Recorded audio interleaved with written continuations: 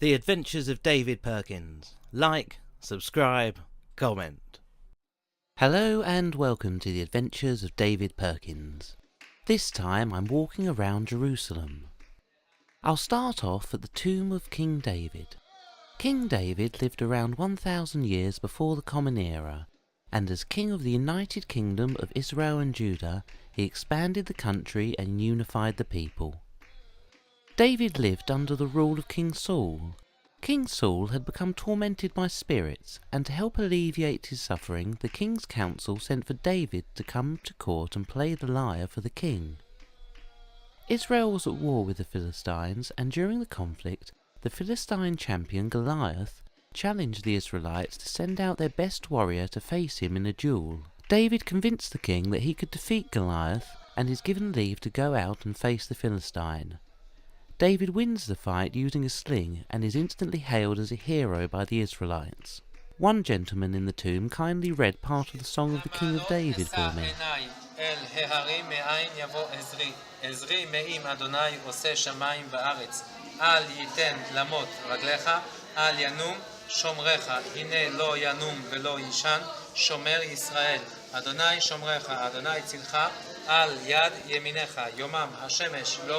יככה וירח בלילה, אדוני ישמורך מכל רע, ישמור את נפשך, אדוני ישמור צאתך ובואך מעתה ועד עולם.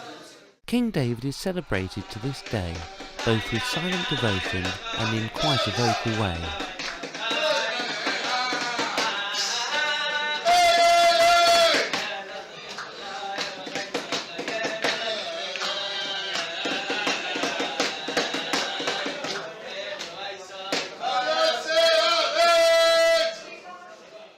To the east of the city, at the base of the Mount of Olives in the Kidron Valley, are a row of tombs. Yad Absalom is by tradition the burial place of Absalom, the third son of King David of Israel. However, the structure standing here today was not built till over 1,000 years after his death. Yad Absalom is most likely an afresh, a funerary monument to the cave of Josaphat that is dug into the rock behind. This 20-metre-high structure is made from a solid piece of rock at the base and dressed stone at the top. During the Second Temple period, it was quite common for wealthy citizens of Jerusalem to build an afresh outside the family tomb. A few metres away from Absalom's tomb is the tomb of Ben-Hezir. The tomb dates from the 2nd century before the Common Era, and is most likely the ancestral burial place for the descendants of the Ben-Hezir line.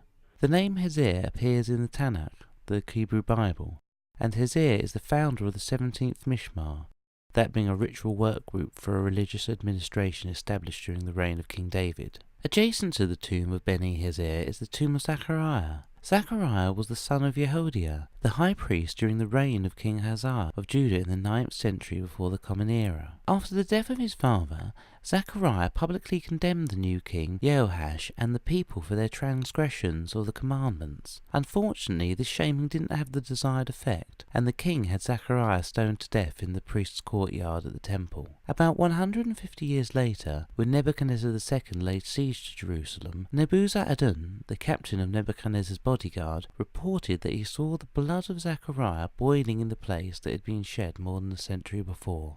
To the south of the Temple Mount is the city of David. This hill has been occupied for at least 6,500 years. The city is named in Egyptian writing from 4,000 years ago, and correspondence with the Egyptian Empire has been found in the city dating from 3,500 years ago. At this time, the city of Jerusalem was known as Jebus, and was occupied by the Canaanite people. This came to an end when 1,003 years before the Common Era the city was captured by King David. The city fell when Joab, nephew of King David and commander of the army, led the army into the city by climbing up a water shaft at the Gihon spring. King David and his son King Solomon would over time reinforce the city walls and expand the city to include the Temple Mount.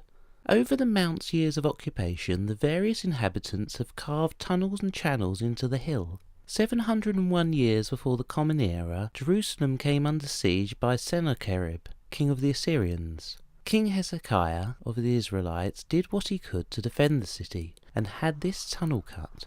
It is called the Siloam Tunnel, and connects the Gihon spring with the pool of Siloam. The pool was built by King Hezekiah so that the city's water supply would be confined to within the city walls, giving the city an advantage in case of a siege. During the reign of King Solomon, a 600-metre-long, 8-metre-wide road was constructed from the Pool of Siloam north to the Huldah Gate on the Temple Mount's southern side. It was called the Pilgrim Road, and would in its time have seen a great many supplicants walk up the hill to make offerings at the temple. Unfortunately, I was unable to walk on the original street, and so made my way via some Roman side tunnels up the hill to the Huldah Gate and the Temple Mount.